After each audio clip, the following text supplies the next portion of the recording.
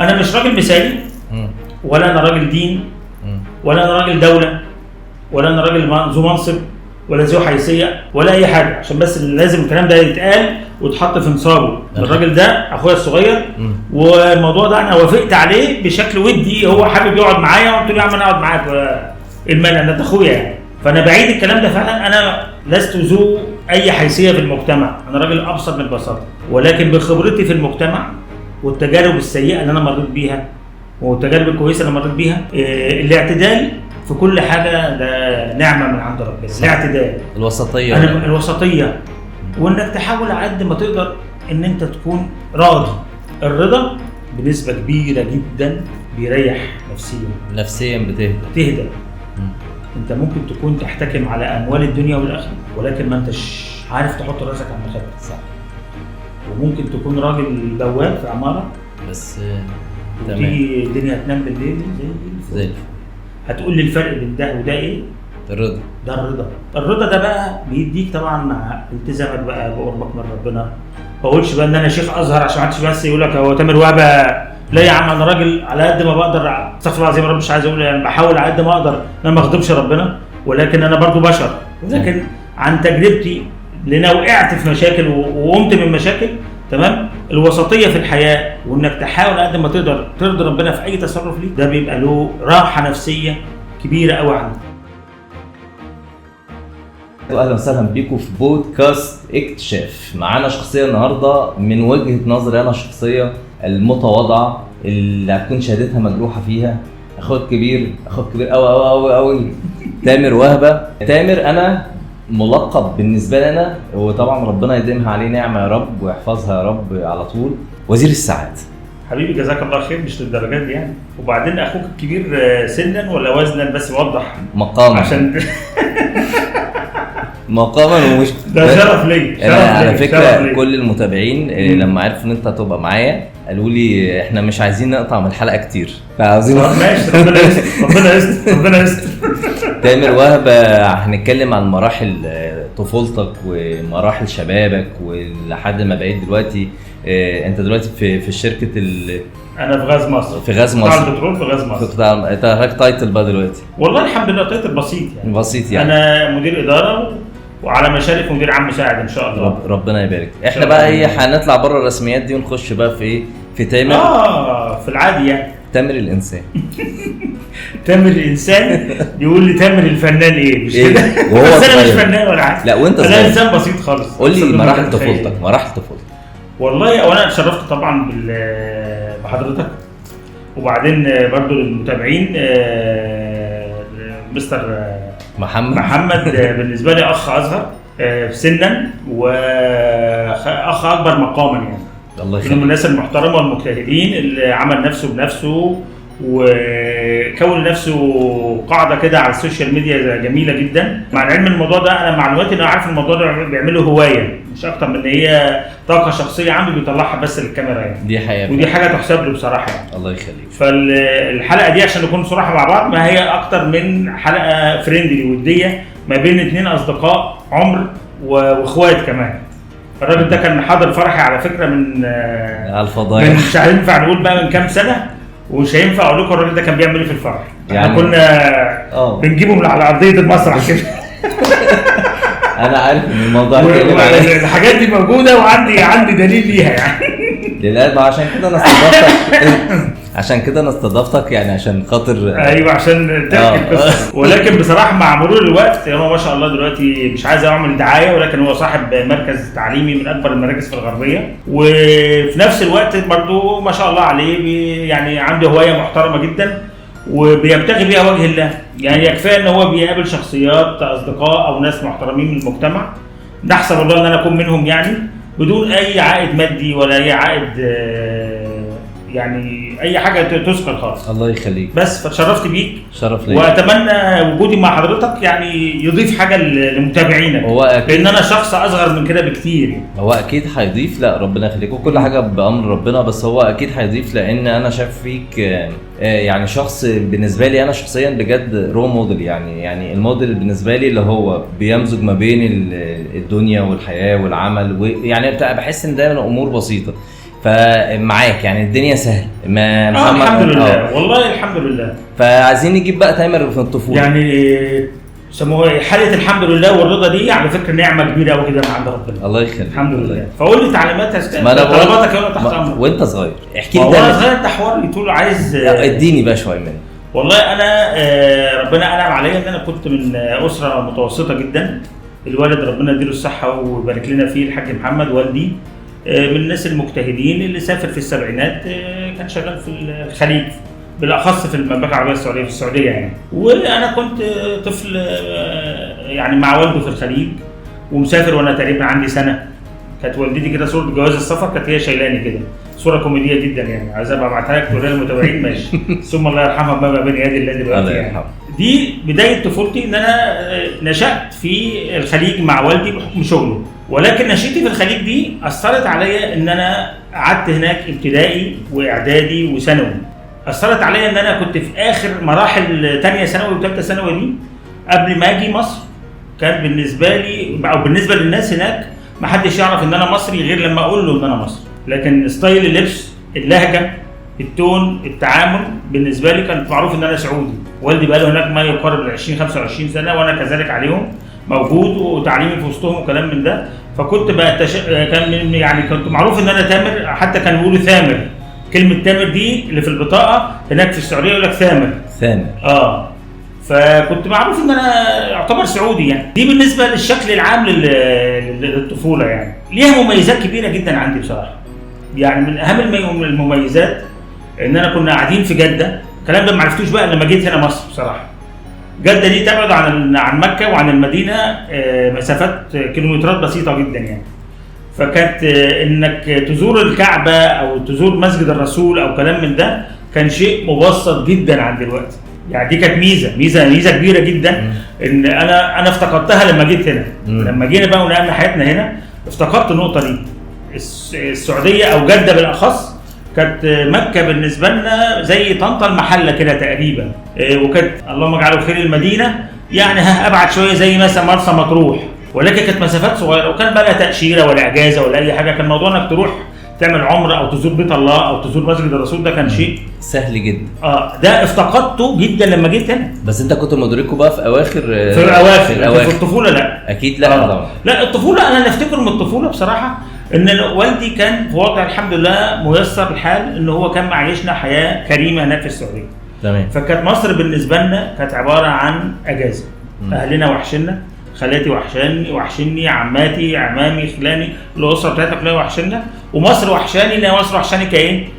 كفور فن كاجازه. يعني ايه اجازه؟ يعني اسكندريه ما كانش في ساحل بقى يا باشا.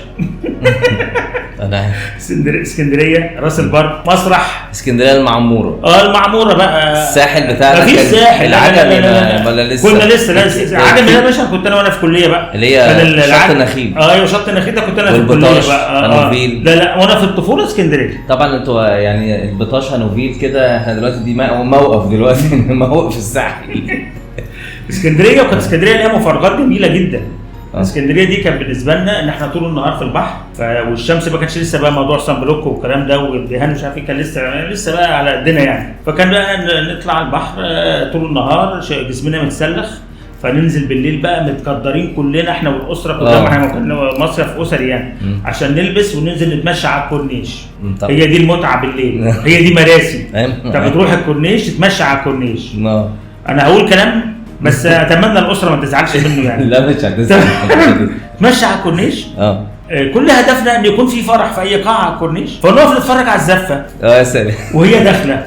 ويا سلام بقى لو العلبه الباسكت دي اللي فيها سندوتشين رومي ولانشون وحته جاتو وازاز الكنز. مفيش كنز بقى كان اسمها كوكاكولا كده.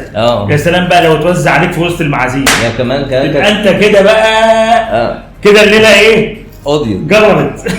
وطبعا متسلخين ومتسلخين بقى بس محدش حط ايده على كتفي. بس احنا شفنا الزفه وكمان والناس وهم بيوزعوا العلب الجاتوه. كان علب الجاتوه ده بقى انت كده 5 ستار.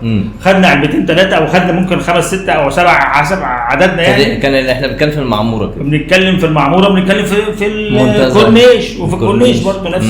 كانت بالنسبه لنا مصر عباره عن الفسح دي، وخلاص بيجي ميعاد الدراسه او الاجازه بتخلص الشهر او الشهرين، خلاص بنلم شنطنا ونقفل نفسنا وكام ده وراجعين السعوديه، بابا يرجع شغله واحنا نرجع مدارسنا. بكاء شديد وحزن شديد وانت مسافر وبتركب الطياره ولا كأنها تربه. تمام، سلم على خالاتك وتعيط وعمتك وتعيط وفلانك وبكاء امي الله يرحمها رحمه الله عليك يا امي، يعني عاطفيه قوي. فكان بكاء الوداع ده بالنسبه لها شيء صعب جدا. صعب جدا. تمام. فكان الرحيل في الاجازه، نهايه الاجازه ده كان شيء. انتوا قعدتوا قد ايه بره؟ قعدنا بره من 76، انا مواليد 76. الوالد هناك من قبل ما اتولد تقريبا. وراجعين اكيد بقى من قبل ما تتولد عشان يكون نفسه. تمام. كان بيكون لا والله لا، ده هو سافر يعني وانا كنت لسه متجوز، بس متجوز هنا يعني. انا الوالد على فكره ابسط مما تتخيل يعني. الحمد لله احنا مستورين على فكره. ربنا يسلمكم. وراجعين سنه 95 تقريبا. 95 يعني حوالي 20 سنه. 21 سنه. انت الاخ الكام في الاخوات؟ انا الكبير. انتوا كام كلكم؟ احنا 4. تصدق بقى اقول لك معلومه؟ اتفضل. هقولها بقى في البودكاست بمناسبه الشقلبه اللي كانت في الاول. انا طبعا تامر طبعا الاخ الاكبر في كل حاجه. اخوه احمد ده بالنسبه لي طبعا الاخ، عشره العمر، سنين دراسه، حاجات كتيره جدا. انا فضلت اعرف احمد، عارف كام سنه اعرف احمد؟ احنا بنتكلم من مثلا 99 اعرف تقريبا. تمام. سنه 2023 عرفت ان انتوا 4 مش 3. بجد والله؟ طب والله العظيم عرفت بقى ان في مدام شيماء. ما كنتش عارف خالص بقى. انا اتصدمت صدمه. انت عارف ان حسيت ان انا وحش احمد وفي لمياء على طول. ما اعرفش بقى ان في حد هنا اللي هو. فبقول لاحمد بجد يا احمد هو في كده؟ قال لي قلت له حقيقي. ما شفتهاش خالص دي. فقال لي تخيل. فقال لي لا والله بتاع. فدي كانت معلومه من المعلومات. يبقى انت كده الرابع، الاولاني وانتوا 4. تامر، مدام شيماء، استاذ احمد، مدام لمياء. يعني كمان انا تامر احمد شيماء خد دي بقى. انا فاكر ان تامر احمد على طول. ما اعرفش ان في حد هنا. مدام شيماء ام عمر دلوقتي ما شاء الله، عمر ابنها في اولى جامعه. ربنا يبارك يا رب. واختنا المحبوبه لينا كلنا، ربنا يبارك فيهم كلهم يعني. ربنا يحفظهم. طبعا في الطفوله في مشاكل ما بين الاخوات. فعايز احكي لي مواقف تنفع تتحكي طبعا. والله انا في الطفوله كنت طفل، يعني كنت اشبه لعاطف كده.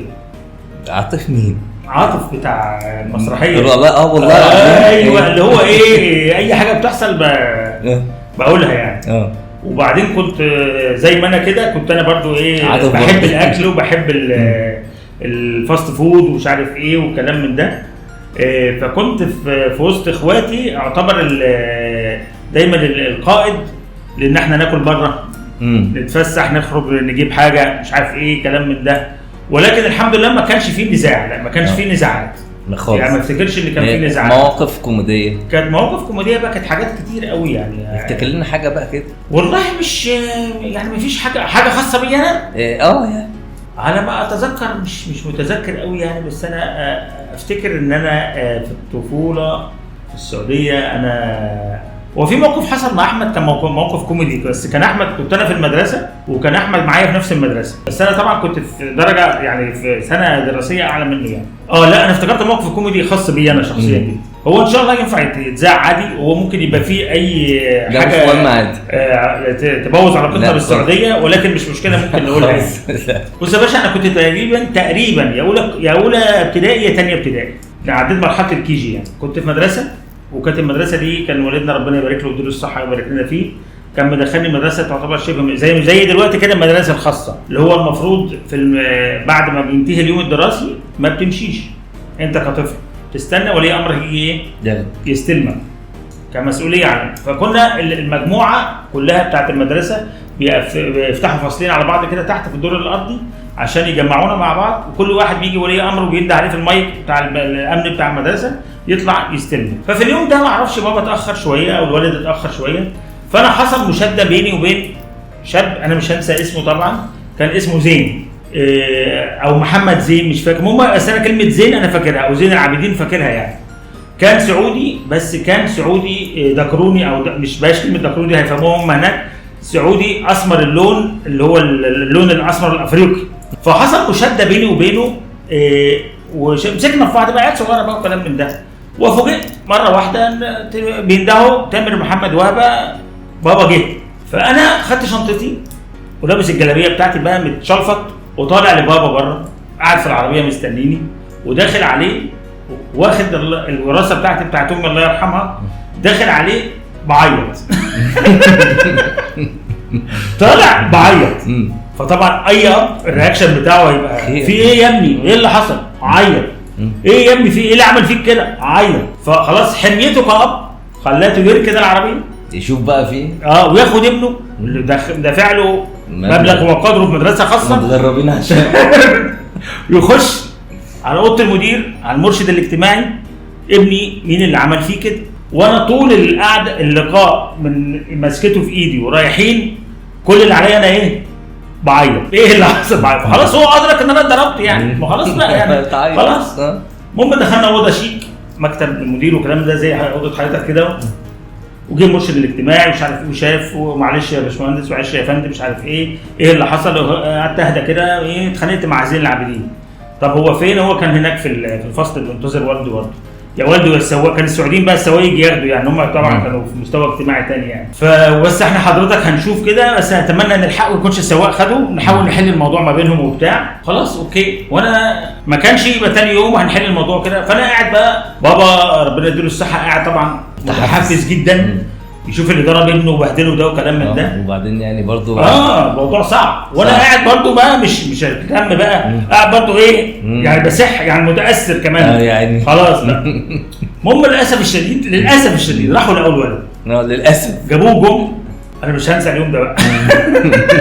فالولد كان جاي، انا الحاله اللي انا كنت فيها هو في حاله مزريه خالص عنه. مش بيعيط، الولد بايظ يعني. انا كنت متشلفط، هو كانت هدومه متقطعه النهارده. هو كان والله ينور عليك، انت كده فهمتني. هنطرحن تمام. الولد بقليله هنا مش عارف ايه هنا، عضه هنا، الجلابيه جيب متقطع، توب متقطع، اسمه توب السعودي يعني. الواد في وضع سيء جدا. فبابا وهو المدرس جايبه وجاي وشه عليه، المدرس مصري، المدرس جايبه وجاي وشه عليه على وشه ابتسامه. ربنا نصرني. يعني مدرس كان واخد الموضوع على اعصابه قوي. ايوه ان هو برضه واد مصري وبتاع يعني. مين اللي راح جايب الراجل الولد وجاي والواد بايظ خالص جدا ووشه فيه ابتسامه. فبابا لما الواد جه لقيت بابا ايه متعدل كده وراح موطي عليا كده. قال لي هو ده اللي ضربك؟ هو ده. فقلت له قال لي هو كده ضربك؟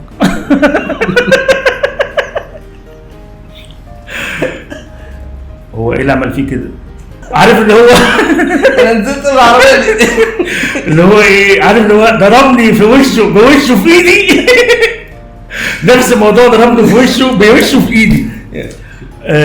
قال لي انتوا مسكتوا في بعض، ضربتوا بعض.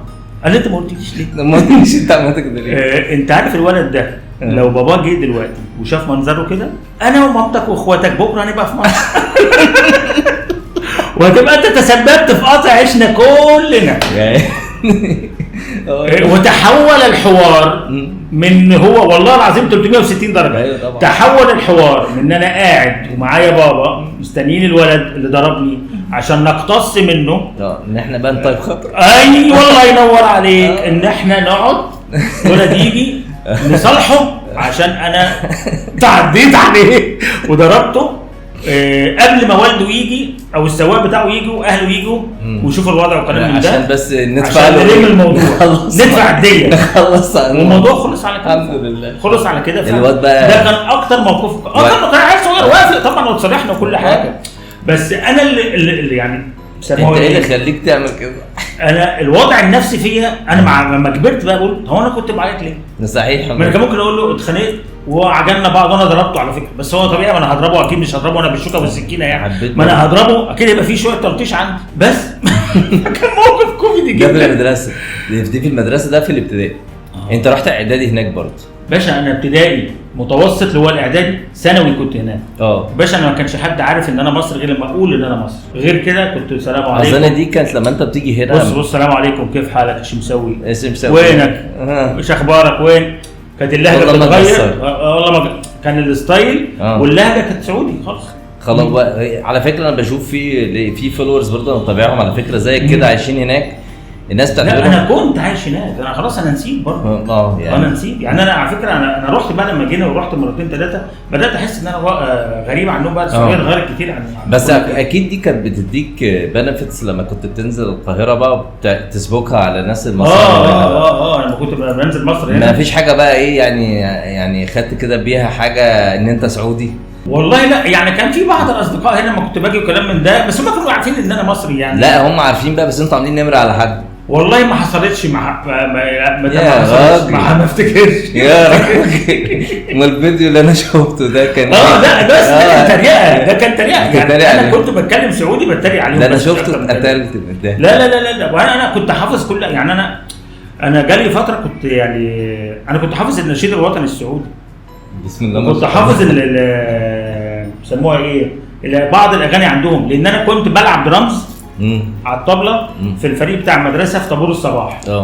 فكنت حافظ اللحن بتاع سارعي المجد والعلياء مجدي لخالق السماء فارفع الخفاق اخضر يرفع النور المسطر رددي الله اكبر يا موطني قد عشت فخر المسلم عاش الملك للعلم والوطن. ده النشيد الوطني السعودي. انا فاكره من امتى؟ انا في الفتره دي ما كنتش حافظ النشيد الوطني المصري خالص، ما انا كنت متربي هناك. تمام. بص الفتره دي فرقت معاك ايه بجد لما جيت مصر؟ يعني اكيد فرقت معاك غير ان انت شايف فيها ذكريات حلوه يعني في تكوين الشخصيه. بص يا باشا، والله تكوين الشخصيه، لان السعوديه اياميها كانت غير دلوقتي. والسعوديه في الفتره دي كان فيها هيئه اسمها هيئه الامر بالمعروف والنهي عن المنكر، اللي هم للاسف الشديد دلوقتي لغوها. فانا كنت متربي اعتبر في مجتمع ملتزم شويتين. يعني انا افتكر ان انا كنت في بدايه سن البلوغ كده، اللي هو 6 ابتدائي اولى اعدادي ثانيه اعدادي، كنت باجي في المطار. خالاتك يعني امك يعني زي امك بالظبط بيسلموا عليا، فكنت انا مش عايز اسلم عليهم وابصهم، بس ما ينفعش.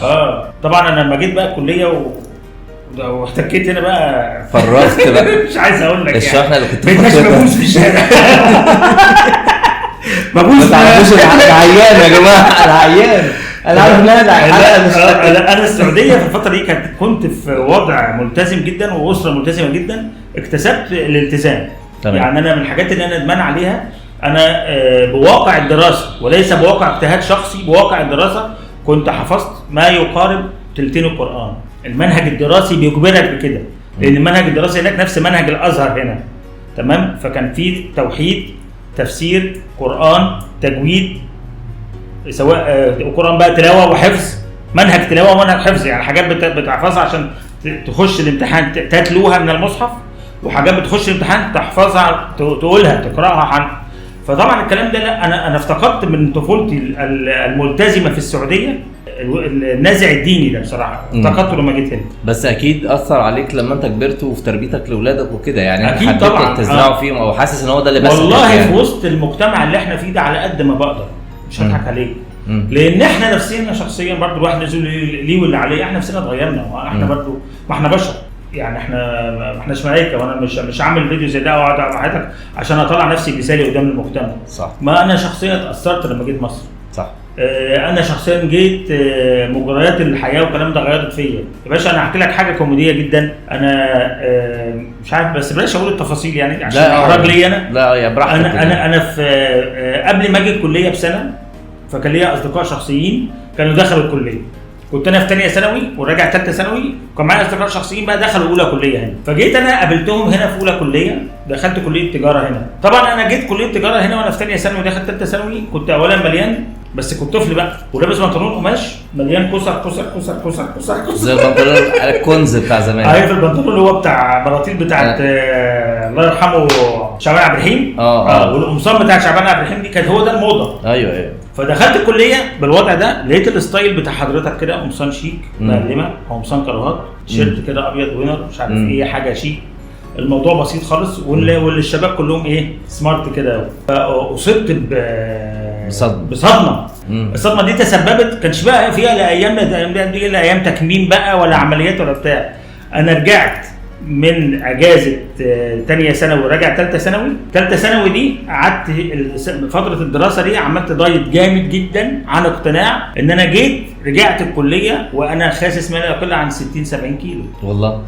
مفيش بناطيل قماش، مفيش بناطيل كوسه، جينزات كلها، تيشيرتات كارو مساده مقلم كبات مش عارف موت كده اللي هو بقى مطابق للوضع ده. فدي كانت اول حاجه انا اتغيرت، يعني سيستم الحياه هناك غير هنا، واللبس هناك اغلبيته كان الاتواب السعودي التوب والجلابيه وكلام من ده، والكاجوال كان كاجوال فلاحي شويه. ايوه يعني انت اللي راح هناك عارف. بس طبعا الكلام ده بقوله ايام زمان. السعوديه دلوقتي يا جماعه بقت غيرنا خالص، بتتكلم في بقت احسن مننا 15 سنه الكلام 15 سنه ايه؟ ده من 25. لا انا بتكلم دلوقتي الفرق ما بين دلوقتي وهناك. الواحد لما بيروح يعمل عمره بتحس ان في 10 سنين راحوا قدام. لا احنا الفتره دي بكلمك عن فتره ولو المشاهدين عارفينها او متابعين حضرتك عارفينها. الفتره دي عشان يعني يزداد معرفتهم بيها هقولها بشكل واضح اكتر. دلوقتي الجنيه ب 13 جنيه، الريال ب 13 جنيه. انا بكلمك عن فتره كان الريال ب 70 قرش. في فرق وضع تاني، كان وضع اقتصادي وضع اجتماعي كلام تاني. كان كان اقعص حاجه خالص كان ممكن يبقى الريال اسمه ده بجنيه ونص.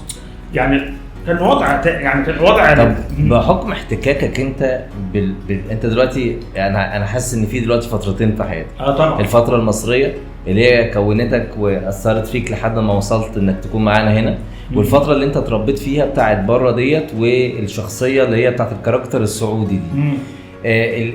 الفرق ما بين الحاجتين دول اكيد عاملوا مزيج عندك تاني مختلف في المشاعر. زي ايه مثلا؟ يعني انت دلوقتي مثلا في شغلك في كاركتر مصري انت بتتعامل معاه، وفي انا مش هتعب في الوضع اللي انا وصلت له ده. انا راجل دلوقتي على مشارف ال50 مش هتكسف يعني.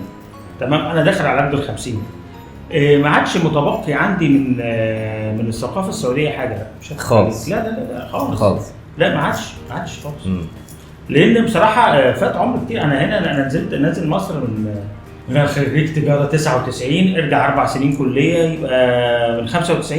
انا متواجد مصر من 95. كانت عشان بس الامانه كانت زيارتي للسعوديه في مدرسه العمره بس، رحت مرتين 3 اعمل عمره كزاير مش اكتر. أيوة. لكن لا ما عادش في عندي دلوقتي اي ثقافات تمت السعوديه بحاجه.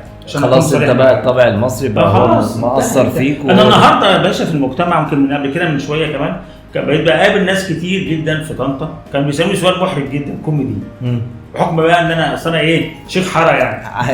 انا عارف. فكان في سؤال بيتقال لي كوميدي جدا. هو انت كنت في مدرسه ايه في ثانوي؟ هو انت كنت فين في ثانوي؟ ما انا خلاص ما انا جاي على اولى كليه ثانيه كليه وعرفت بدات اكون صداقات وعلاقات. ففي سؤال يقول لك ايه هو انت كنت فين في ثانوي؟ والبطاقه بتاعتك مش 16 في بدايتها؟ انت مواليد هناك؟ لا مواليد هنا. فحته فين في ثانوي دي يفاجئوا بقى ان انا كنت في ثانوي ما كنتش هنا اساسا. مش في مصر. انا كنت بره. طب انت لحقت تعرف الشلل دي فين؟ انا باشا انا اقول لك حاجه، انت حضرت فرحي. حصل. تمام. انا فرحي كان فيه مش هقول عدد الاصدقاء، كان فيه عدد حوالي 10 شلل، كل شله ليها ترابيزه. الشله دي صحابي وانا اعرفها، الشله دي صحابي وانا اعرفها، والشله دي صحابي وانا اعرفها. تمام. وكل الرابط بين الشلل دي ان هم اصحابي. هم عارفين. طب انا كونت الناس دي ازاي؟ ما تعرفش. وكان في شله بتاعت اصحاب احمد سيادتك من حضرتك. انا واحد منهم. انا ما كانش فرحي فرح. انا فرحي ما كنتش موضوع فيه موضوع عريس اكتر ما كنت موضوع فيه ان هو ان احنا هنجمع صحابنا ونعمل مستحملين ولابسين بيت الكلام دي. رجعك لحاجه في الماضي كده. اول يوم كليه. اول يوم كليه. اول يوم كليه كان يوم جميل جدا لان انا كنت رايح باللوك الجديد خاسس بقى والكلام ده. خاسس بقى ولابس الكاب بس ورايح بقى واخد في حياتي حاجه غير الواقعيه خالص. هضحكك بقى كنت جاي شاري معايا ووكمان من السعوديه. طبعا هتلاقي ناس مش عارفاه اصلا. الووكمان ده جهاز قد الموبايل كده تحط فيه شريط الكاسيت وبتسجل اي حوار او نقاش او اي حاجه عشان بعد كده انت عايز تراجع الحوار ده وطبعا انت رايح مجتهد اسجل محاضرات بس. فانت انا واخد الووكمان ده عشان اسجل المحاضرات عشان انا مش هعرف اكتب ورا الدكتور. تمام. ويعني عارف بقى واخد فكر تاني خالص. واخد بقى انا شيك واجنده شيك. فانا رايح بقى دخلت المحاضره. طبعا الوضع اللي بيجي في التلفزيون بيطلعك ان المحاضره المدرج 10 بنشات كده والطلبه برضو شكلهم في الفتره دي كان التلفزيون بيطلع مدرجات كده. طبعا رحت لقيت ان انا تجاره طنطا. رحت لقيت الاستاد القاهره. ايوه ما انا عارف استاد القاهره. حصل حصل وزق والعمليه مش اللي بيدخل المدرج ما كانش بيعرف خالص. الحمام. وبعدين اول 4-5 صفوف دول معروفين محجوزين لمين الناس اللي هي دحيحه قوي. الناس اللي بتيجي من الساعه 7-8 الصبح. طب المحاضره بتبدا الساعه 10 ولا 9 7-8 ليه؟ تمام بيحجز مكان وكلام من ده. والناس دي لا ووكمان ولا مش ووكمان ولا اي حاجه. فلقيت انا استخدمت الوكمان ده اول يوم بس، وجيت اسمعه في البيت لقيته ان هو مش سامع اي حاجه، مش سامع اي حاجه، مفيش اي حاجه خالص. وانا قعدت اسبوع واحد بس، حضرت محاضرتين 3 وللاسف بعد كده خدت قرار مش هتحضر، مش هتخش تاني. لا خدت قرار بالفشل. طبعا احنا يعني بننصح الشباب. انا اسف جدا بس انا صريح زي ما احنا في البودكاست بنجيب نماذج عشان تطلع يعني ما تعملوش الكلام ده. انا بصراحه يعني بس على ايامك الموضوع ابسط من كده. ايوه انا لازم اكون بتعامل بمصداقيه. عايزني اقول بقى ان انا لا ولادي هيشوف الفيديو بتاع ان انا كنت مجتهد شغل التلفزيونات بلاش، كنت الاول على دفعتي الكلام ده. بلاش شغل التلفزيونات للاسف مش ماشي في الكلام ده. انا راجل صريح. انا ربنا وفقني بعد دعاء ابويا وامي الله يرحمها ان انا كنت بذاكر الحقبه الزمنيه الاخيره قبل نهايه كل ترم، وكنت بتوفق وبنجح. ولكن بصراحه برضه كل حاجه وليها وضعها. يعني دي ميزه وعيب. الميزه ان انا كنت الحمد لله بنجح، بس كنتش بنجح بتفوق يعني. ايوه ما هو ده عيب برضه. صح. يعني كنت بنجح بس نجاح مماثل للحجم الفتره اللي بذاكرها. أيوة. تمام انا فاهم. بس لكن مش هقول انا بقى لا ده الناس اللي كانت بتذاكر من الاول دي ناس حاسباها غلط وكلام ده. لا انا كنت حاسبها غلط بقى. اسالك سؤال بس عايز ترد ماشي، مش عايز لا مفيش مشاكل. غشيت للاسف. ما هو انا مش عارف هينفع اقول ولا ما ينفعش. معلش ما هو انا مش عارف. اصل البودكاست اسمه اكتشاف. نكتشف مع بعض. عايزني اقول عمالين نكتشف. انت عايز اطلع بشكل مثالي واقوم اغير والبس بدله وبليزر. لا انا عايزك تتكلم اقول لك حاجه عندي. انا في كليه تجاره انا والله عمري ما غشيت في حياتي. لا انا اضطريت بس سقطت كتير. لا انا اضطريت عشان كده اخدت 4 سنين على طول. وبعدين ده انا جالي في فتره من الفترات من الحاجات الكوميديه يعني. انا حرف الت ده اسم تامر. كان بيقع ما بين اسم او مرحلتين من الاسامي اللي في اللجنه. كان معايا احمد واحمد واشرف واكرم واحمد كتير طبعا، واشرف واكرم واكمل. هم اسامي الف الف الف الف وبعد كده باسم. المهم كان الالف والب كتير وبعد كده الت تامر. يعني كان بيجي معايا بقى مع التامر دي مين بقى؟ كانش فيه تامر بقى الراجل غير تامر انا بس. كان بيجي معايا مين بقى؟ مين؟ بدون احراج يعني. لا بدون احراج. كان معايا تفيده وتحيه وتوحيده كل وتغريد. طبعا انا غير ما اوضح الاسامي دي كنت عارف هم جايين منين. مصدرك مش من المدينه، من الصف الاولاني مش من المدينه. ايوه ما هو النهارده في الفتره دي اللي كان مسمي بنته توحيده، مش سهل انت مسمي بنته تغريد، مسمي بنته تفيده، انما تفيده في حته ثانيه مسمي بنته تحيه. كانت الاسامي دي كلها في النص كده تروح حاطط انت تامر. جيد جدا حضرتك. طبعا كنت انا بقى لا انا كنت جيد بفضل تفيده. لا. طب اسالك سؤال تاني. احنا دلوقتي طبعا هل لك مغامرات فتره الكليه الاول؟ انهي نوع من المغامرات؟ براحتك. لا عشان بس احنا يعني براحتك.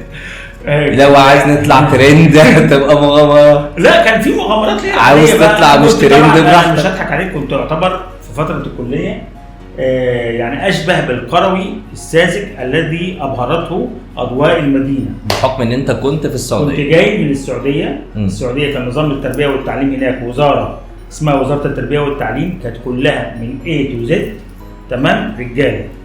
الفصول كلها صبيان، المدرسه كلها صبيان، المدرسين صبيان رجاله، الرئاسه كلها مش المهم وزاره كامله اسمها وزاره التربيه والتعليم دي كلها رجال. وكان في حاجه تانية اسمها الرئاسه العامه لتعليم البنات، دي كانت وزاره تانية خالص بمدرسات بطالبات بمدارس. فكان الاختلاط في التعليم ده هنا انا جاي فكره مش موجود هنا، فكره بقى مش موجود. مش موجود. انا ما اعرفش. تمام. انا كنت ببقى جاي من الطياره في الطياره كده المضيفه بقى. انت عارف انت التفاصيل دي مضيفه بقى تشيكن اور ميت والكلام ده او بيف يعني. فكنت انا كنت بقى مبلم كده. مش عارف، انا مش هقول مش موضوع تشيكن اور بيف، انا مبلم ان هي بتكلمني تمام، وانا حاطه ميك اب بقى ولابسه شيك، انا عارف برفان وبتاع، مضيفه بقى. طيران سعودي برضه، كان سعودي او مصري anyway. ما في مضيفات انا عارف تمام. فكره ان في انثى ايوه بتكلمك باستلطاف، دي كانت فكره. التأنيس ده كان فيه مبهجه جدا بالنسبه واحد قاعد حياته كلها في بلد مقفول عليه بالبلد نفسها، ومن الاسره، كانت اسره محافظه يعني. ده بخبرتك احسن ولا اوحش؟ لا بص، انا رايي الشخصي خير الامور الوسط. القفله الجامده قوي مش حلو، والانفتاح الجامد قوي مش حلو، سيء. ليه بقى؟ لان انا على الكلام ده عن تجربه، انا عشت المجتمع ده. فالكبت لما كانش حلو.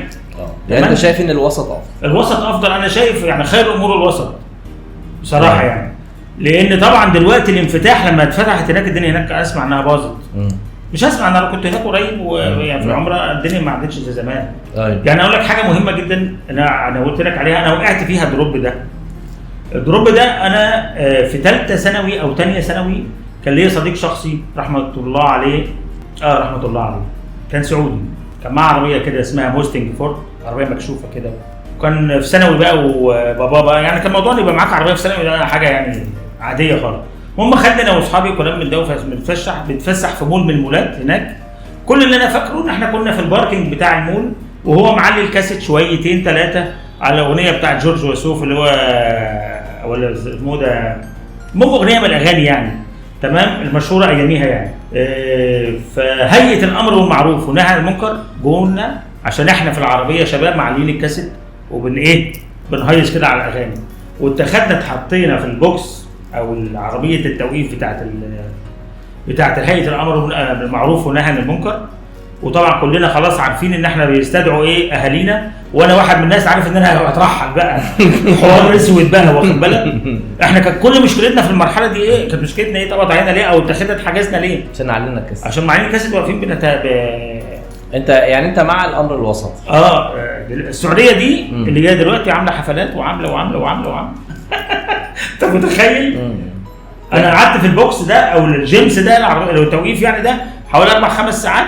طبعا كانوا بيهددونا بس كده عشان نتعلم الادب، والحمد لله افرجوا عندنا ومشينا. ايوه. بس واحد زي انا مر موقف زي ده، لما بيشوف الوضع اللي وصل فيه في السعوديه دلوقتي ده بيبقى نقيض ابس اند داون نقيض. تعالى بقى نتكلم عن تامر في الشغل بقى، في العمل، الموظف الحكومي الجميل. احكي لي بقى يومك. والله اقول لك بقى بما يرضي الله. بص يا سيدي، انا اقول لك حاجه مهمه جدا. انا كل الناس اللي كانت معاشراني او معاشره شبابي في الكليه ما كانش متوقع نهائيا من السيستم بتاعي والكيان بتاعي والوضع بتاعي ان انا اكون شخص موظف. انا كنت احيانا باخد كورسات، كانت لسه الموضوع كورسات مش زي دلوقتي كده افيلبل. كنت باخد كورس في البيت عندي، ده او درس في البيت عندي ده كان في الفتره دي كانت الدروس كل واحد بين السلم كده. ايوه، تجيب معيد يديك شويه درس الماده كده انت ومجموعه من زملاتك في البيت، وانت عندك البيت وبتاع، لكن مفيش سناتر بره وكلام من ده. انا بقول لحضرتك الله يرحمك يا امه، رحمه الله عليك يا امي، كانت امي تخش تخبط عليا تقول لي يا ابني المدرس جه وزملاتك جم وبداوا الدرس. خش لهم بقى. عارف الكلام ده؟ انا كنت ببقى نايم في الاوضه وهم بياخدوا الدرس في الاوضه اللي جنبي في بيتي. يعني انا كل المطلوب مني ان انا بس اقوم. بس فانت متخيل هذا الكاركتر موظف تمام يوم.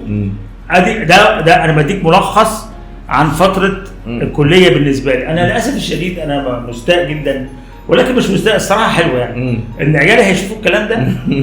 بس والله يا اولاد، انا لما باجي اتكلم بقول الحقيقه عشان عمكم محمد سامي بس انا ما احبش لعيالي ان يكونوا زيي. وانا لا اخجل من هذا الكلام. انا دايما ربنا بيقول الواحد يعني يحب ان عيالي يكونوا افضل منه.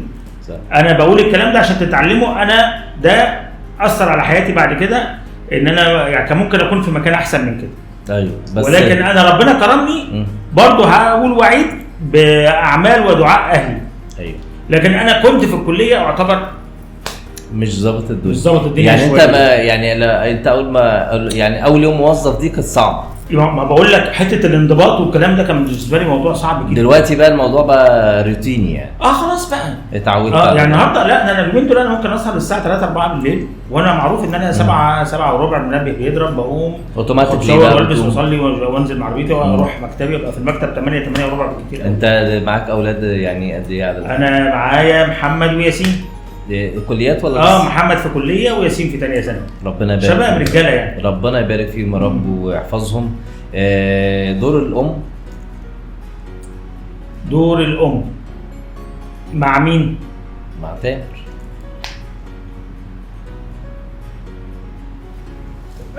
بص انا امي الله يرحمها، يعني هقول ايه، امي دي كانت احسن حاجه في حياتي.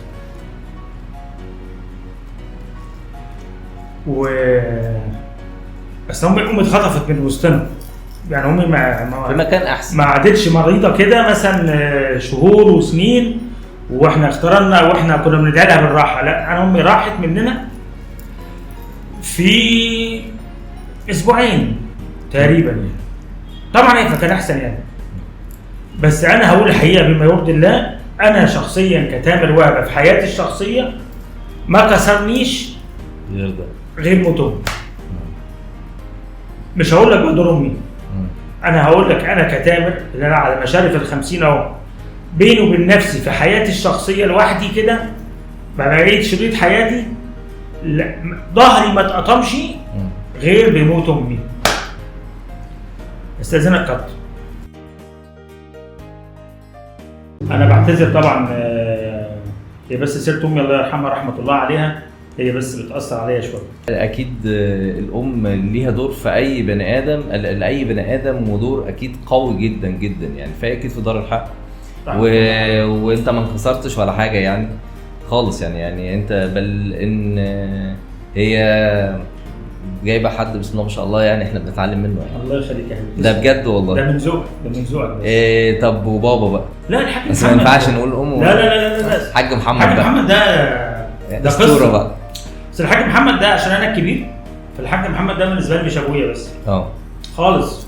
هو الحاج محمد ده، انا اسف في التشبيه ده بس ده حقيقه، ده الحته النظيفه في حياتك، في حياتي انا شخصيا، في حياتي وحياه اخواتي كلهم، بمعنى الحته النظيفه الطاهره في حياتك. ما ينفعش اشكر يعني، لا ازكيه عند الله، ولكن القريب مننا يعلم من هو الحاج محمد وهبه في تعاملاته بالمجتمع، في التزامه الديني، في التزامه بالمسجد ما شاء الله عليه، رغم ان هو وصل يعني فتره من السن ربنا يديله الصحه، في حفاظه على الصلوات وكلام من ابويا ده. انا بعتبره النقطه المضيئه في حياتي، في حياتي انا واخواتي. انا ناس كتير جدا الى سني ده يعني بيقولوا احنا بنحبك او قابلين التعامل معاك عشان انت ابن الحاج محمد. لا انا اقول الحاج محمد وهبه ده حاجه ثانيه. الحاج محمد وهبه ده مش ابويا بس، ده اخويا الكبير وصاحبي وظهري وسندي والمرجع بتاعي، كل حاجه. ابويا ده ربنا يديه الصحه ماديا ومعنويا وكل حاجه. ابويا ده بالنسبه لي، انا راجل اقول لك على مشارف ال50، بس انا ابويا، انا من غير ابويا ده ملوش لازمه، لا انا ولا اخواتي، وانا بالاخص، برغم ان انا قدام الناس كلها الناس فاكره ان انا دراعه اليمين وانا اللي ماسك الدفه بعديه وانا اللي متابع وانا كلام من ده، ولكن هو برضو المخ والعضلات. هو كل حاجه. لا هو المخ حقيقي. ايوه. ومخ هادي وراسي كده، مش زي حسام حسن واقف على الخط. لا لا لا لا لا معلش سوري انا اسف. زملكاوي انت. انا زملكاوي.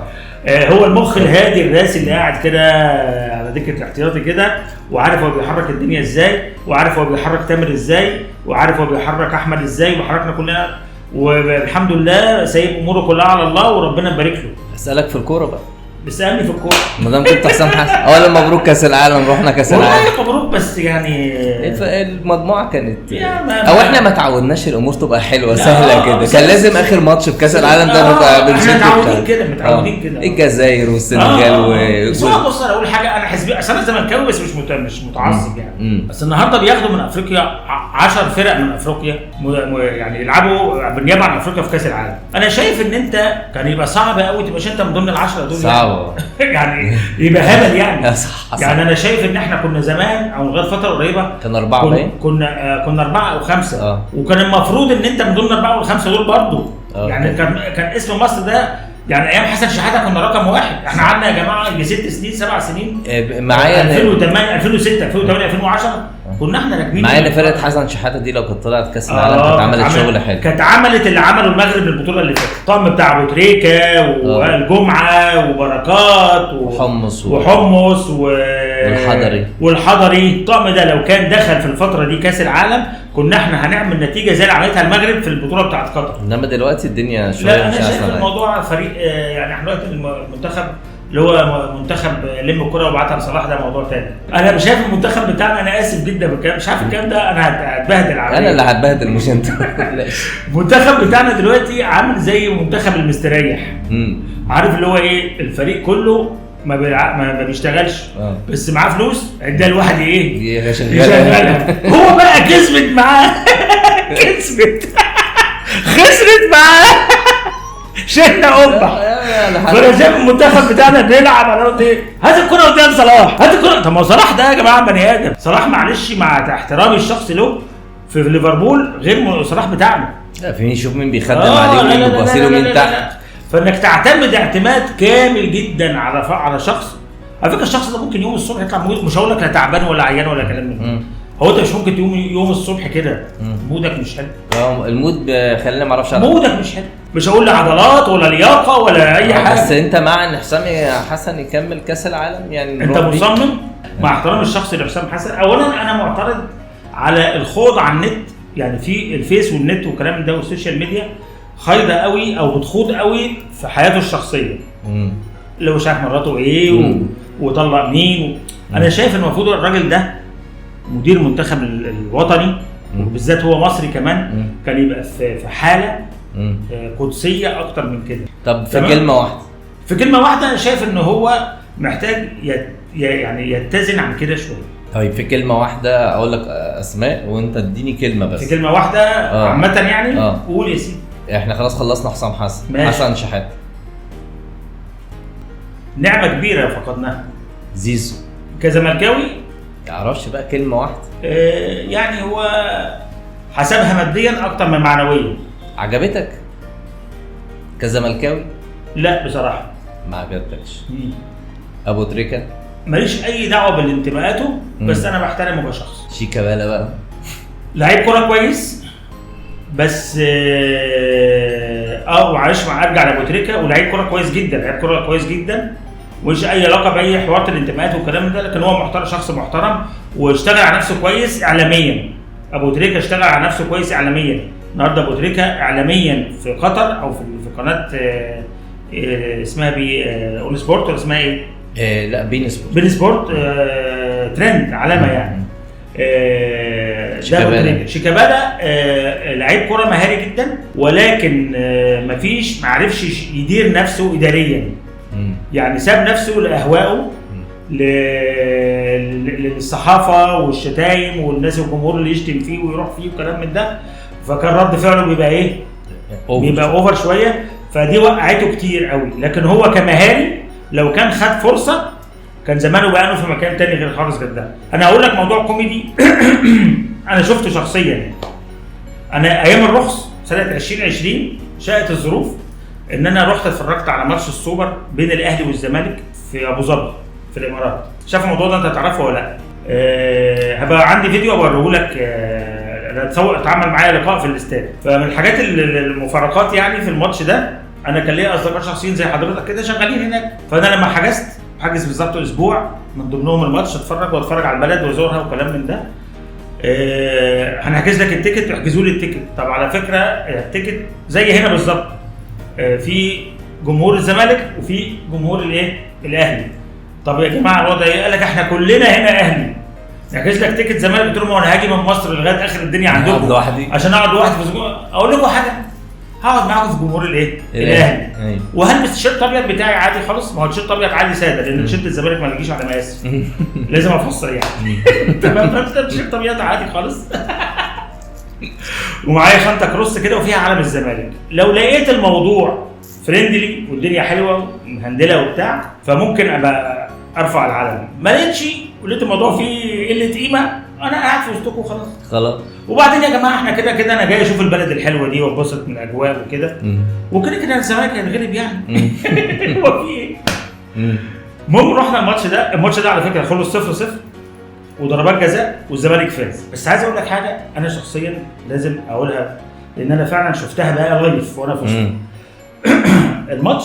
45 دقيقه وقبل الماتش والاستراحه و45 دقيقه جمهور الاهلي، اولا الملعب كان ملعب صغير مفيش تراك، منك للملعب على طول، فانت بينك وبين اللعيبه المسافه قصيره، تون مسموع.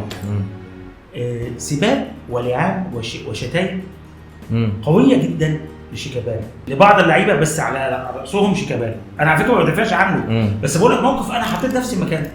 استفز. انت متخيل حضرتك قاعد على مكتبك؟ ما هو الملعب ده بالنسبه له مكتبه، مكان عمله، هو بيأدي عمله. طول ما هو على الدكه او سواء نزل الملعب بيتشتم وبيتسب باهله وامه، وما بيبقاش فيه سيطره يعني. تمام.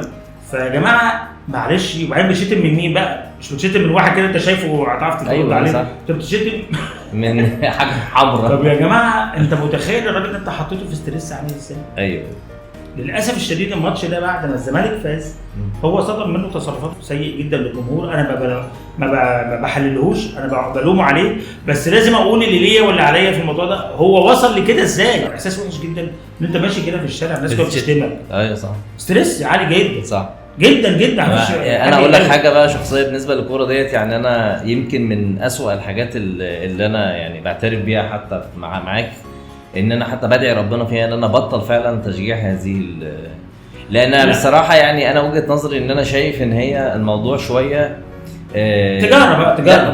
ما دام غيرني، يعني ما دام بيغير مودي بيأثر عليا، ودي من الحاجات اللي انا بصراحه واخدها اتجاهي. انا مش هضحك عليك، انا الحمد لله ربنا معافيني من النقطه دي. انا زملكاوي مش متعصب، وهو اكون فاكر ان انا بقول لك سافرت مخصوص وكلام ده، لا انا كان الموضوع كان اساسي بالنسبه لي في السفريه دي فور فن، يعني ولكن هي صدفه ان الزمالك غلب. انا مش عايز اقول لك مش هنسى وانا في المطار وطالع من هنا الراجل اللي واقف على الجوازات، فطبعا تاشيره الجواز بتاعتي باين فيها التايتل بتاعي، فالتايتل بتاعي ما انا شغال هنا، راجل مدير اداره في قطاع البترول في شركه غاز مصر.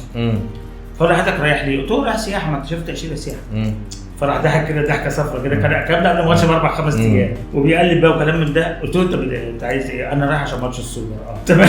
فراح قال لي انت بقى اهلاوي ولا زملكاوي؟ اصل انت لو زملكاوي انت هتخسر فلوسك، ما تخليك هنا احسن يعني. قلت له انا رايح اتفسح.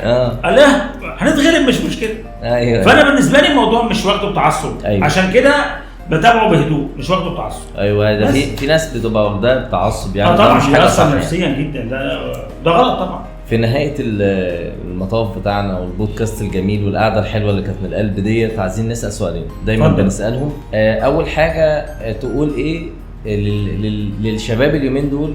وانا عجبني فيك تلقائيتك معايا النهارده. الحمد لله. الحاجات اللي انا قلت لك قبل ما كنت خايف والله يعني. قلت لك انا مش هعرف، انا راجل على الله حكايتي كده، على الله حكايتي كده. تمام. فقبل ما تقول ايه للناس، ده السؤال الثاني. السؤال الاول، هل لك من اقوال اخرى عايز تسال الناس يعني كده؟ والله مش موضوع اسالك او اسال الناس، انت في نقطه انت بس فتحتها وانا كان لازم عايز اقول رايي فيها، لان موضوع امي خد مننا يعني رياكشن تاني كده. انت كلمتني عن الحياه الوظيفيه عملت فيا ايه. بصراحه بما يرضي الله، انا بشتغل في شركه تقدم الخدمه للمواطنين، وهي شركه توصيل الغاز الطبيعي. مش هقول اسم الشركه عشان الدعايه والاعلان، بس هي شركه تبع الدوله يعني. ربنا اراد وحطني في مكان في تايتل العمل ان انا بتقابل مع اي مواطن عنده مظلمه او الدنيا مش ماشيه معاه قوي كاداره عمل، او سيمتريه العمل ماشيه، او الدنيا ماشيه ازاي وكلام من ده. الحاجه الوحيده اللي يعني انا بحمد ربنا عليها اكتسبتها من موقعي في العمل ده، متعه جميله جدا انا بحمد ربنا عليها. وممكن اكون مقصر في حق ربنا كتير من العبادات، ولكن انا بستمتع بهذه المتعه، وهي قضاء حوائج الناس. انا عارف الناس ممكن تكون شايفه ان انا مش بتاع الكلام ده، المفروض ما ارسمش كده، بس انا اقول حاجه بيني وبين نفسي. يعني الموضوع ده فيه لذه وطعم كده لا يعلمه الا اللي بيمر بيه.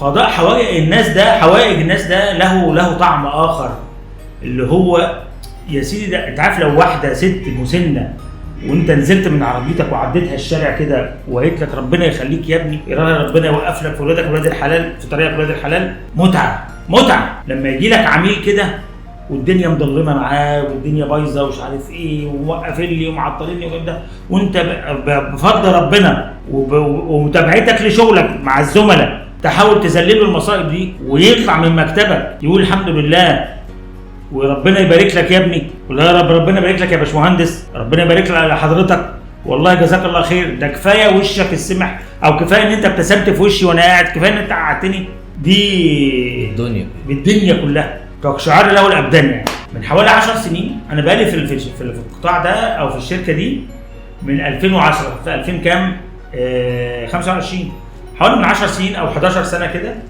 جاي عميل في المكتب ومعاه بنته وعامل مشكله بره في خدمه العملاء وجاي عايز يخش للمدير عشان يقدم شكوى. يعني الراجل جاي مش قادر يتكلم ومشحون وبتاع، فانا كل اللي يعني ربنا هداني ليه قلت له اقعد بس اقعد يا حاج مش عارف ايه، قاعد يست كل بنته معاه مش عارف ايه، قلت له مش هتكلم معاك لما تهدى وتقعد كده. روح سمعت التليفون رفعت كلمت البوفيه تشرب حاجه اجيب لك كوبايه، جبت له كوبايه ميه. انت مستعد للمصيبه الجايه دي تسمعها؟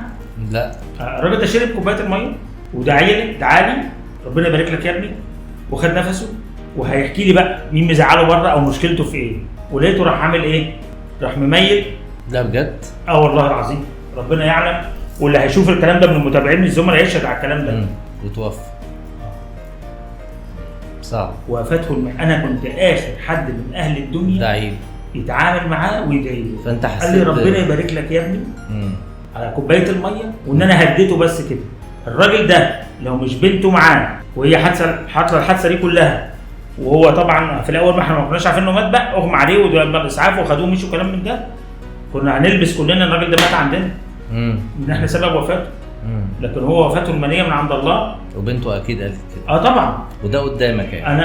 انا قعدت مش عايز اقول لك نفسيا في فتره نفسيه قد ايه، متمسمر في مكاني مش عارف اتحرك. وده رساله لاي حد بيخدم الناس، يعني ان يتعامل مع ناس برفق. صدق وتؤمن بالله، اصل احنا كلنا مضغوطين، احنا كلنا عندنا اعباء ماديه ومعنويه. انا النهارده بروح المرور مستأذن من الشغل، بروح الكهرباء مستأذن من الشغل، بروح التليفونات مستأذن من الشغل، بروح البنك مستأذن من الشغل، تمام؟ فشغلي متعطل ومستأذن، ومديري ممكن يكون ضاغط عليا، فعايز اروح هناك اخلص مصلحتي، مش عايزه تتعنكل. يكفيني بس ان مهندس يا سيدي، انا مش عايز حاجه غير الموظف اللي يقابلني يضحك يبتسم في وشي تحت امرك. انا بيجي لي بعض الناس واحنا بنبقى مقدرين انا بيجي لي بعض الناس والله العظيم ربنا يشهد على هذا الكلام، انا ما بقدمش له اي خدمه عن اي حاجه شافها بره غير حاجه واحده بس، المعامله تحت امرك ابتسامه. ايوه وعنينا ليه حاضر، او ممكن اسوي في الموضوع لان المشكله مش هتتحل بسهوله. ولكن هو ماشي يا ابني ربنا يرضيك ان انت ايه قابلتني كويس. الناس دايما بتبحث عن التقدير، بس للاسف الشديد ربنا يسامحني في عينات غير كده. صح. في عينات النهارده بتخش اي مكان، في ناس انت ما عندوش استعداد تقول له السلام عليكم يقول لك عليكم السلام. ايوه. ما عندوش استعداد تقول لك صباح الخير تقول لك صباح النور، يا عم السلام عليكم السلام لله. اهم حاجه رد السلام يعني في مقوله حلوه بتقول نخاطب الدوافع النبيله في بعض بس. يعني انا الحاجه اكتر حاجه استفدت فيها من مجال العمل هي ابتغاء مرضات الله ومتعه ولذاذه ان انت تجري على حوائج الناس. تحاول تساعد الناس بدون اصل انت كده مرتبك هتاخده. ايوه صح. مفيش اي عائد، مالكش تارجت. يعني ما بقولش في اليوم ان انا حليت كذا مشكله او ما حليتش كذا مشكله، لا لا لا لا، بس انا عندي ان حد يمشي زعلان دي. ما انت النهارده اصل في العكس، ما انت احيانا بتسمع بصوت بودانك حسبنت الناس عليك. ايوه. حسبي الله ونعم الوكيل فيك وزي ما انتم موقفين حل. ايوه ما تتخيلش بتعمل فيك ايه. ايوه صح. بس دي النقطه اللي انا كنت عايز اقول لك احنا عديناها، دي اكتر حاجه اكتسبتها من المجال في العمل الوظيفي. دي الاقوال الاخرى، ولكن نصيحتك للناس بقى. والله نصيحتي للناس دي للناس اليومين دول عن تجربه يعني، او للشباب او اي حاجه، المجتمع ولولادي ولزملائي وكل ده. انا مش راجل مثالي، ولا انا راجل دين، ولا انا راجل دوله، ولا انا راجل ذو منصب ولا ذو حيثيه ولا اي حاجه، عشان بس لازم الكلام ده يتقال وتحط في نصابه. الراجل ده اخويا الصغير، والموضوع ده انا وافقت عليه بشكل ودي، هو حابب يقعد معايا وقلت له يا عم انا اقعد معاك ولا المانع، ده اخويا يعني. فانا بعيد الكلام ده فعلا، انا لست ذو اي حيثيه في المجتمع، انا راجل ابسط من البساطه، ولكن بخبرتي في المجتمع والتجارب السيئه اللي انا مريت بيها والتجارب الكويسه اللي مريت بيها، الاعتدال في كل حاجه ده نعمه من عند ربنا. الاعتدال، الوسطيه، الوسطيه، وانك تحاول على قد ما تقدر ان انت تكون راضي. الرضا بنسبه كبيره جدا بيريح نفسيا بتهدى. انت ممكن تكون تحتكم على اموال الدنيا والاخره، ولكن ما انتش عارف تحط راسك على المخده. صح. وممكن تكون راجل بواب في عماره بس وتيجي الدنيا تنام بالليل زي الفل. هتقول لي الفرق بين ده وده ايه؟ الرضا. ده الرضا ده بقى بيديك طبعا مع التزامك بقى بقربك من ربنا. ما بقولش بقى ان انا شيخ ازهر عشان ما حدش بس يقول لك هو تامر وهبه. لا يا عم، انا راجل على قد ما بقدر، استغفر الله العظيم، مش عايز اقول يعني، بحاول على قد ما اقدر ان انا ما اخدمش ربنا، ولكن انا برضو بشر. ولكن عن تجربتي، لان وقعت في مشاكل وقمت من مشاكل، تمام. الوسطيه في الحياه وانك تحاول قد ما تقدر ترضي ربنا في اي تصرف ليك، ده بيبقى له راحه نفسيه كبيره قوي عندي. دي خبرتي. انا والله موضوع بسيط جدا. في النهايه انا سعيد جدا بيك وسعيد بتلقائيتك، وبعتذر لو اي حاجه من اسئلتي ضايقتك. لا والله خالص تفاجئتني بس بسؤالك عن الوالده رحمه الله عليها، ربنا يرحمها، وانا اسف اذا كنت يعني غصب عني. لا خالص، ما فيش اي حاجه خالص، بس يعني هي في الجنه ان شاء الله. نقول للناس باي باي. نقول للناس باي باي، وانا سعدت بيكم جدا وتشرفت بمتابعين مستر محمد، واتمنى اكون انا ضيف خفيف معنويا عليك. لا انت لكن انا عارف ان هو مش معنويا، لو وزنا بقى انا تقيل على الكاميرا، وعارف ان انا ضخم على الكاميرا، وعارف حاجات كتير جدا. لا. انا بقول معنويا، لكن غير كده انا عارف انا مش الكادر مش عارف جابني ازاي، ومش عارف الكرسي ده شايلني ازاي، بس الحمد لله. قول باي باي. انا بس فيا يعني حاجه اقولها. قول باي باي. انا للاسف الشديد هقولها، بس هقولها واقفه ماشي. انا عيب الوحيد ان انا مقتنع ان انا يعني مش مقتنع ان انا رفيع، ان انا تخين. انا من ضمن كوبست يعني اسمها ايه، اسمها كوبست ولا اسمها ايه؟ قول معايا، اللي هو انطباع الحياه او الكونسبت. ايوه والله ينور عليك. اصل انا على قد في الانجليزي، ان انا موضوع الرضا ده مخليني راضي برضو بوضعي وبشكل كده. الحمد لله. قميص اللي ما يقفلش ممكن البس له تيشيرت مع تحتيه، الدنيا سهله يعني. الجزمه اللي ما تقفلش ممكن اكعبها عادي، مفيش مشاكل. ولا يهمك يا باشا. شرفت بيكم، و باي باي.